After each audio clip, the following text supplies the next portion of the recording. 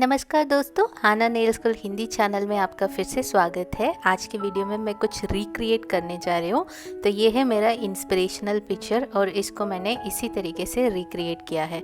तो यहाँ पे हम पूरा स्टेप बाय स्टेप फॉलो करेंगे। उससे पहले अगर आप पहली बार चैनल के साथ जुड़ रहे हैं तो प्लीज़ सब्सक्राइब कर लेना। चलिए अभी वीडियो शुरू कर लेते हैं।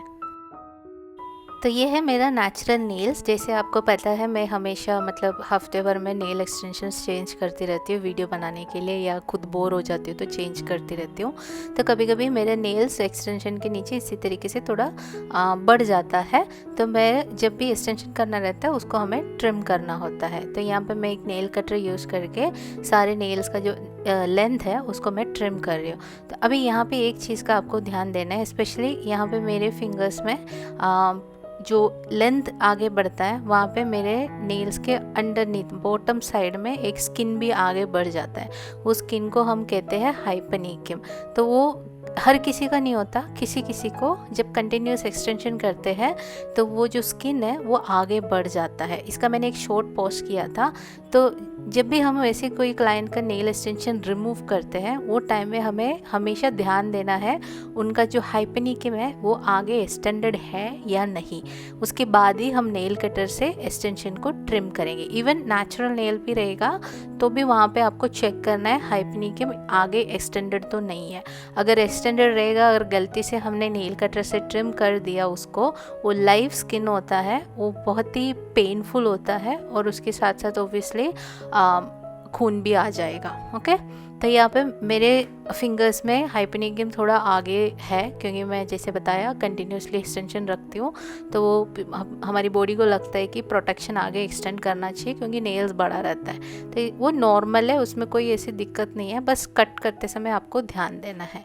तो यहाँ पे मैंने साथ साथ में आप देख सकते हैं कि मैंने क्यूटिकल को भी पुश बैक किया, नेल्स को थोड़ा राउंड फायर कर दिया और उसके बाद मैं एक 180 ग्रेड का हैंड फाइल यूज़ करके नेल के ऊपर से सारे शाइन रिमूव कर दिया। तो नॉर्मली जब मैं एक्सटेंशन करती हूँ मैं अपने हाथ में इतना रिगरसली ज़्यादा ड्राई मैनिक्योर करती नहीं हूँ क्योंकि मुझे अगर वो थोड़ा निकल भी गया तो भी चलेगा क्योंकि मैं कंटिन्यूसली उसको रिमूव करती रहती हूँ। बट यहाँ पे मैंने थोड़ा अच्छे से किया क्योंकि ये वाला नेल्स मुझे बहुत अच्छा लगा, कुछ दिनों के लिए रखने को मैंने सोचा है। तो मैंने यहाँ पे थोड़ा अच्छे से ड्राई मैनिक्योर किया। तो सारे फाइल बफ सब करने के बाद हमने एक लिन फ्री वाइप और अल्कोहल इस्तेमाल करके नेल्स को अच्छे से डिहाइड्रेट किया और क्लीन किया। तो जैसे आप देखा मैं ऊपर साइड में भी क्लीन करती हूँ, नेल्स के बॉटम साइड में भी इसी तरीके से क्लीन करती हूँ।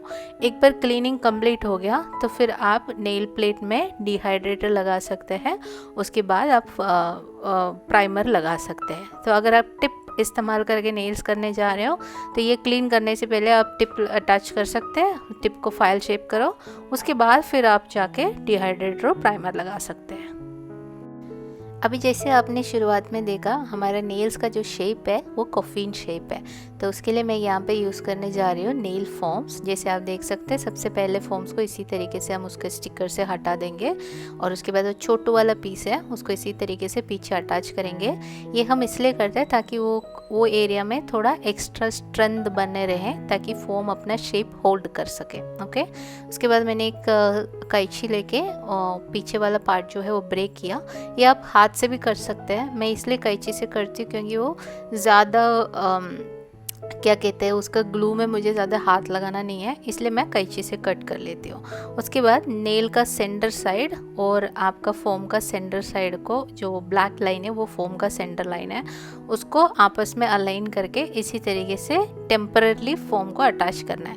उसके बाद नेल्स के दोनों कॉर्नर्स को इसी तरीके से मार्किंग करनी है क्योंकि अगर हमने ऐसे ही अटैच कर दिया तो क्या होता है नेल से बाहर की तरफ फोम बड़ा ऐसे मोल्ड रहता है, उससे क्या हो जाता है आपका नेल बहुत चौड़ा बनेगा। हमें कॉम्पैक्ट शेप में बनाना है। फोम्स यूज़ करने का होल पर्पस ही ये है कि हमारा नेल्स कॉम्पैक्ट शेप में रहे, मोर नेचुरल रहे। ठीक है, तो इसी तरीके से ट्रिम करके उसको वापस हम अटैच करेंगे। बहुत ही अच्छे से टाइट अटैच करनी है। कॉफिन शेप के लिए फोम को अच्छे से पिंच करना है और इसी तरीके से पाइप शेप में होना चाहिए। टुवर्ड्स द एंड जैसे आप देख सकते हैं पॉइंटी होते जाएगा। ओके, अभी हम बात करते हैं प्रोडक्ट्स का। यहाँ पे मैं मिया सीक्रेट का EMA मोनोमर यूज़ कर रही हूँ और ये रहा मेरा डेपन डिश। जब भी मैं मोनोमर निकालती हूँ मैं इसी तरीके से ड्रॉपर से निकालती हूँ। मुझे मोनोमर वेस्ट करना बिल्कुल भी पसंद नहीं है। हमेशा मोनोमर जितना चाहिए उतना ले लेना, बहुत ज़्यादा नहीं लेना है, क्योंकि वापस आपको इसको अपने डब्बे में नहीं डालनी है। और पाउडर जो है वो मॉडल वंस का एक्रिलिक पाउडर है, ये कलर्ड एक्रिलिक है। और जो ब्रश है ये कार्ड्स का नंबर 10 ब्रश है। अभी आप देखना ये जो पाउडर है उसका कलर पहले वो देखने में थोड़ा सा वाइटिश लग रहा है, बट ये हल्का सा लैवेंडर कलर है। जो इंस्पिरेशन पिक्चर है उससे हल्का सा लाइटर वर्जन है, बट कलर एक्रिलिक है। तो जैसे आप देख सकते हैं ये है इसका कलर। और अभी हमने बीड को अपने फोम्स का टिप में इसी तरीके से प्लेस किया। उसके बाद मैंने उसको साइड टू साइड मूव किया। सबसे पहले हम यहाँ पे बीड को अपना फ्री एज में कनेक्ट करके, जैसे कैसे टिप नेल प्लेट में अटैच करते हैं उसी तरीके से हम एक्रिलिक से वो टिप फॉर्म करेंगे। मतलब जो लेंथ शेप वगैरह चाहिए वो हम इसी तरीके से प्रोडक्ट और ब्रश इस्तेमाल करके बनाएंगे।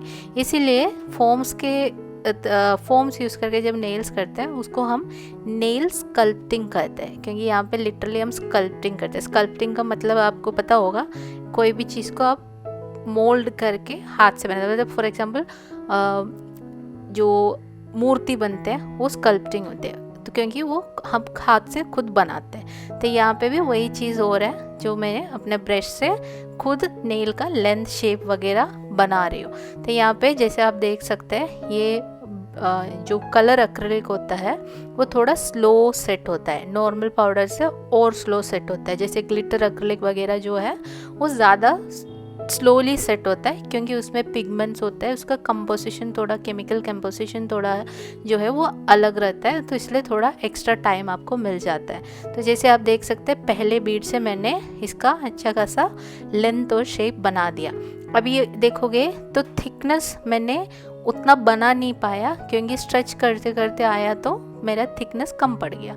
तो मैंने क्या किया, वापस एक बीड लिया उतने ही साइज़ का, उसको थोड़ा और पीछे रिलीज़ किया, और अब मैं इसी बीड को इस्तेमाल करते हुए जो थिकनेस मुझे चाहिए वो बिल्ड करूँगी। ठीक है, तो अभी छोटा नेल है तो हमारे पहले बीड से हम जो थिकनेस चाहिए वो बना सकते हैं, बट इसी तरीके से जब लंबा नेल्स आता है कभी कभी क्या होता है हमारा प्रोडक्ट थोड़ा स्ट्रेच करते करते हमारा थिकनेस कम हो जाएगा।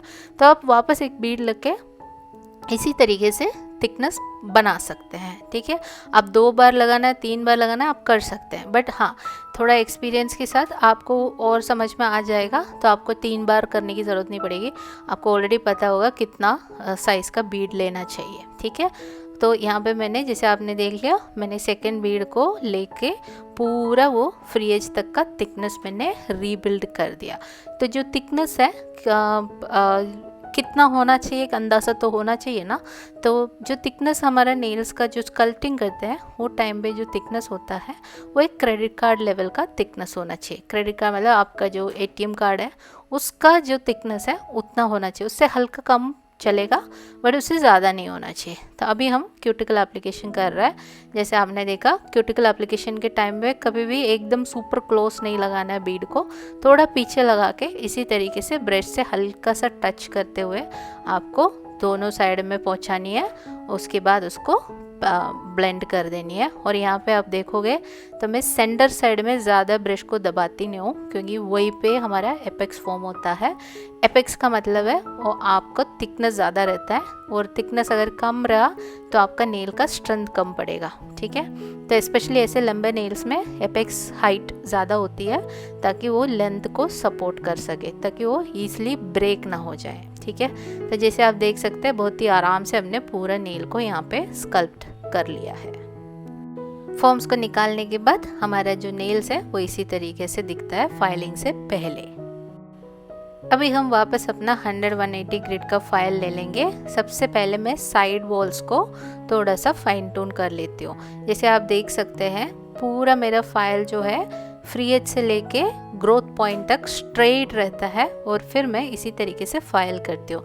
इससे क्या होता है, जो हमारा साइड वॉल है नेल्स का वो एकदम क्रिस्प एंड शार्प आता है। ओके, उसके बाद फिर मैंने फ्री एज को थोड़ा सा, सी कर्व एरिया को भी थोड़ा सा रफली शेपिंग दे दिया। और एक और चीज़, ये जो एक्रिलिक है, जैसे मैंने बताया ये कलर एक्रिलिक है, तो इसको सेट होने में थोड़ा एक्स्ट्रा टाइम लगता है, तब थोड़ा वेट करना चाहिए। और उसके बाद मतलब ये वो वेरी कर सकता है। अभी समझो मैं एसी में कर रही थी तो थोड़ा एक्स्ट्रा टाइम लगा, अगर आप रूम टेम्परेचर में कर रहे हैं, गर्मी के टाइम है, तो थोड़ा फास्ट भी सेट हो जाएगा। वो आपको ऐसे टच करते पता चल जाएगा। गीला है तो फाइल नहीं चलानी है, फाइल पूरा क्लॉग हो जाएगा और आपका फिर स्ट्रक्चर भी बिगड़ जाएगा। ओके, तो इसी तरीके से मैंने पूरा फाइलिंग शेपिंग कंप्लीट कर दिया। और लास्ट में रफ फाइलिंग, मतलब हार्ड फाइलिंग के बाद इसी तरीके से दिखता है नेल। और उसके बाद फिर मैंने वापस एक बफर लिया, वो भी 100-180 का, उसी का मैं 100 साइड यूज़ कर रही हूँ। तभी आप पूछेंगे कि मैंने ये क्यों यूज़ किया है, अभी ऑलरेडी फाइल कर दिए ना, फिर ये क्यों कर रहे हैं। तो ये बेसिकली हार्ड फाइल से जब फाइलिंग करते हैं तो कुछ मार्क्स आ जाती है नेल्स में, ठीक है, हमें और स्मूथ सरफेस चाहिए, तो उसके लिए उसको थोड़ा बफ करके हम इसी से स्मूथ कर लेते हैं। कभी भी इसका 180 साइड को ज़्यादा नहीं चलाना चाहिए, क्योंकि वो फिर एकदम चिकना बना देगा और आपका जेल पॉलिश पील हो जाएगा, तो वो नहीं करना है। ओके, हमेशा थोड़ा रफ रखनी है। अभी सारा फाइलिंग शेपिंग बफिंग सब कंप्लीट हो गया, तो हम पहले डस्ट ऑफ करेंगे ऊपर साइड और बॉटम साइड दोनों, और उसके बाद हम वापस अपना लिन फ्री वाइप और अल्कोहल लेके नेल प्लेट को अच्छे से क्लीन करेंगे। अगर आप चाहो तो इस समय आप पानी से भी आपका हाथ वॉश कर सकते हैं, बट साबुन के बिना। ओके, जस्ट वो पानी रनिंग वाटर में आप अपना हाथ धुल सकते हैं, या फिर इसी तरीके से कर सकते हैं, या स्प्रे बोतल में पानी लेके आप अपने वर्क स्टेशन में स्प्रे मार के उसको टॉवल से ड्राई कर सकते हैं। मुझे ये ज़्यादा इजी लगता है, तो मैं इसी तरीके से क्लीन कर लेती हूँ। और अभी सब कुछ कंप्लीट, पूरा स्कल्पटिंग हो गया है। जैसे आप देख सकते हैं हमने बहुत बढ़िया सी कर्व बनाया है। फोम से नेल्स बनाने का ये सबसे बढ़िया फ़ायदा होती है। और ये रहा हमारा buffed shaped cleaned final nails. और हमारा जो नेल्स है फाइनल वाला वो मैट फिनिश है, तो यहाँ पे मैं मैडम ग्लैम का मैटे टॉप कोट इस्तेमाल कर रही हूँ। और मैट करने के बाद फिर हम बनाएंगे इसमें 3D फ्लावर्स। और 3D फ्लावर्स के लिए मैं ये नंबर 4 कॉलिन्स की ब्रश यूज़ कर रही हूँ। मेरे हिसाब से ये भी कार्ड्स का ही है। और सबसे पहले हमें चाहिए वाइट एक्रिलिक पाउडर। यहाँ पे जो मैं यूज़ कर रही हूँ ये मुझे S&D ब्यूटी ने सैम्पल के तौर पे भेजे थे। उनका जो वाइट पाउडर है वो 3D फ्लावर बनाने के लिए एकदम परफेक्ट है। मोनोमर वही, मैं उन्हीं का ही मोनोमर यूज़ कर रही हूँ, S&D ब्यूटी का। अगर आप चाहते हो कि मेरा फेवरेट एक्रिलिक पाउडर्स कौन सा है, तो आपको एक वीडियो मैंने बना के रखा है अपने चैनल पे, वो आप चेक कर सकते हैं। उसका मैं लिंक डिस्क्रिप्शन में डाल दूँगी। और यहाँ पे प्रोसेस जो है, हम बीड को ले लेंगे छोटे छोटे, आपको ट्राई करनी है सब एक ही साइज़ का बीड हो। ओके, क्योंकि यहाँ पे एक्सटेंशन नहीं कर रहा है, हमको फ्लावर बनानी है, पेटल बनानी है, और पेटल हमेशा सिमिलर साइज़ का होना चाहिए। यहाँ पे थोड़ा सा स्क्रीन से बाहर हो गया है, बट आप समझ सकते हैं एक ही साइज़ का लेनी है। मैं इसका एक छोटा सा शॉर्ट्स बना के डाल दूँगी। मैं जैसे देख सकते हैं मैंने 5 बीड्स को इसी तरीके से अरेंज करके रखा, और थोड़ा टाइम दे देते हैं ताकि बीड जो है वो थोड़ा सा टाइट होना है, ठीक है। अगर एकदम गीला रहेगा तो वो बराबर पेटल की तरह स्प्रेड नहीं होगा, वो एकदम पिचक जाएगा। तो यहाँ पे थोड़ा हमको इसको ड्राई होने का वेट करना है, इसलिए मैंने सारे बीड्स को पहले रख दिया। उसके बाद ब्रश यूज़ करके देखिए इसी तरीके से पेटल को धीरे धीरे फॉर्म करेंगे, तो एकदम आराम से। ये थोड़ा पेशेंस वाला काम है, ये एकदम घाई में नहीं होता है। तो जैसे आप देख सकते हैं, भले मैंने बीड को रख दिया, बट अभी भी मैं उसको रीशेपिंग कर सकती हूँ, मतलब उसमें मैं काम कर सकती हूँ। ब्रश से वो मूव होता है। देखिए कितने आराम से फ्लावर बन गए, बहुत ईजिली बन जाता है। लेकिन ये करने के लिए जो सबसे इम्पोर्टेंट चीज़ है, जो बीड हम उठा के रखते हैं ना, उसका कंसिस्टेंसी, वो रनी नहीं होना चाहिए। और मतलब आप इसको रखने के बाद थोड़ा सा आप 10-15 सेकंड आप रुक सकते हैं। उसके बाद फिर आप ब्रश से हल्का सा मोनोमर में गीला करके उसको टिश्यू में ड्राई करके फिर आप इसी तरीके से पेटल्स फॉर्म कर सकते हैं। चलो फिर से एक बार और देख लेते हैं। देखिए यहाँ पे मैंने बीड रख दिया छोटे साइज़ का। अब एक और सारे पेटल का रखेंगे ऐसे बाजू बाजू में।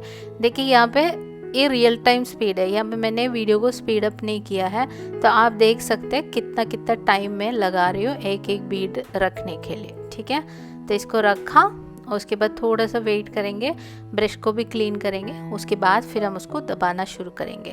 ठीक है, तो क्लीन किया वापस। आई थिंक एक और पेटल हम यहाँ पे ऐड कर रहे हैं, तो हाँ एक और फ्लावर बनानी है। तो यहाँ पे मैंने शायद 4 फ्लावर बनाए थे, तो एक और लगानी है। तो वहाँ पे मैंने वो पहले 3 को रखा और उसको एज इट इज़ छोड़ दिया, क्योंकि अभी मुझे और थोड़ा एक्स्ट्रा टाइम वहाँ पे चाहिए। तो ये 3 और रख देंगे। बाय द टाइम मैं वो वाले फ्लावर को पेटल में कन्वर्ट करेंगे तब तक ये वाला रेडी हो जाएगा। ठीक है, अगर आपका मोनोमर जो है और फास्ट सेट होने वाला है तो यहाँ पे आपको इतना टाइम वेट करना नहीं रहेगा। ओके, तो ये मोनोमर के ऊपर डिपेंड करेगा आप कौन सा मोनोमर यूज़ कर रहे हो, कितना फास्ट सेट होता है, मतलब वो आपका जो कॉम्बिनेशन रहेगा पाउडर और लिक्विड का उसके ऊपर। तो अभी तक का मेरा सबसे फेवरेट वाइट एक्रिलिक ये है। अब मेरे पास कुछ और ब्रांड का वाइट एक्रिलिक है, वो भी मैं ट्राई करूँगी, बट ये अभी तक का मेरा फेवरेट है S&T ब्यूटी का। ओके, तो जैसे आप देख सकते हैं, भले मैंने उसको छोड़ के दूसरा बनाने गई थी, बट स्टिल वो मेरे ब्रश से मूव हो रहा है, आराम से पेटल बन रहे हैं। थोड़ा टाइट रहता है तो हमको वो पेटल बनाना बहुत ईजी हो जाता है, वो ब्रश में चिपकेगा नहीं। ठीक है, आई होप मैंने जितना मैं बता सकती हूँ डिटेल में वो मैंने एक्सप्लेन किया है। आप खुद ट्राई कर लो और फिर मुझे बता देना, अगर कुछ डाउट रहेगा तो हो सके तो मैं हेल्प कर लूँगी। ठीक है, ये रहा हमारे सारे फ्लावर्स रेडी हो गया। अब इसके सेंटर में हम थोड़ा सा स्टोन्स लगाएंगे। उसके लिए यहाँ पे मैं यूज़ कर रही हूँ बॉर्न प्रिटी का क्रिस्टल, मतलब स्टोन ग्लू, मतलब स्टोन लगाने के लिए जेल बेस्ड एक ग्लू है। ये थोड़ा थिक रहता है और उसको इसी तरीके से अटैच करेंगे। उसके बाद जो भी आपको स्टोन्स लगानी है उसको इसी तरीके से एक वैक्स पेंसिल यूज़ करके ऐसे उठा के रखना है। तो वैक्स पेंसिल क्यों यूज़ करते हैं, क्योंकि वैक्स पेंसिल से स्टोन, ग्लिटर, जो भी चीज़ें होती है उसको उठाना बहुत इजी हो जाती है। तो उठाया, रखा, सारे जहाँ जहाँ रखने हैं सब अरेंज किया। उसके बाद इसको आपको UV LED लैम्प पे क्योर करना रहेगा। और मैंने ऑब्वियसली सारे फ्लावर्स के सेंटर में तो रख दिया, उसके अलावा मैंने एक आध डॉट इधर उधर डाल के ऐसे बाहर भी कुछ स्टोन्स ऐसे अरेंज किया। जैसे आपको याद होगा हमारे इंस्पिरेशन पिक्चर में भी थोड़ा बहुत रैंडम ऐसे स्टोन्स प्लेसमेंट थे, तो वही मैं यहाँ पे कॉपी कर रही हूँ। तो थोड़ा बहुत, बट इस बार मैंने जो फ्लावर में रखा उससे थोड़ा और छोटा वाला स्टोन्स मैंने बाहर लगाया है। इसके बाद हम इसको क्योर करेंगे।